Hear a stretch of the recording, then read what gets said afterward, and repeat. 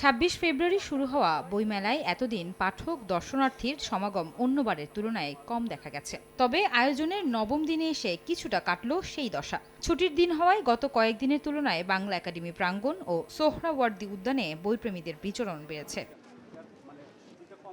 এবারের বইমেলার স্টলগুলোতে দেখা যায়নি তেমন কোনো চাকচিক্য। প্রযুক্তির যুগে গল্পের বইগুলো যখন হাতের মুঠোফোনেই থাকে, তখনও বইপ্রেমীরা আসেন বইয়ের কাছেই।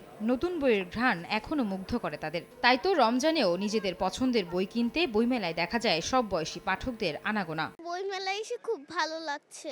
আর আমি গল্পের বই নিতে চাই। আমরা যতই ডিজিটালি এগিয়ে যাই, কিন্তু আমাদের এই বইয়ের যে গন্ধটা, এটা সবসময় অ্যাকচুয়ালি থেকেই যায়। আমি বিশ্বাস করি বইমেলার কোনো অল্টারনেটিভ নাই।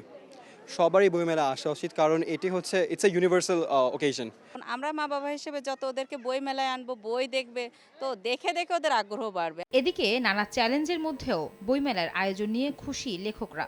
আগামীতে রমজানকে মাথায় রেখে বইমেলার সময় বিবেচনায় নেওয়ার আহ্বান তাদের। বইমেলাটা রোজার ব্যাপারটা মাথায় রেখে যদি বিবেচনা করা হতো তাহলে হয়তো ভালো হতো। যারা আসলে বইয়ের সত্যিকারের পাঠক তারা আসছে কম বেশি, কিন্তু অন্যান্য বছরের চেয়ে কম, এটা স্বীকার করতেই হবে। গতবারের তুলনায় এবার অবশ্যই মেলায় পাঠকদের উপস্থিতি কম, আসলে রোজার কারণে এরকমটা মনে হচ্ছে। বড়দের পাশাপাশি বইমেলায় শিশুদের উপস্থিতি ছিল চোখে পড়ার মতো। শিশুতোষ গল্প, কাহিনী, কমিক্সের বইয়ের স্টল ঘিরে তাদের আগ্রহ। মেলা প্রাঙ্গণে পাপেট শো দেখতেও ভিড় করে শিশুরা। সকালে শিশু প্রহরেও ছিল এমন আয়োজন।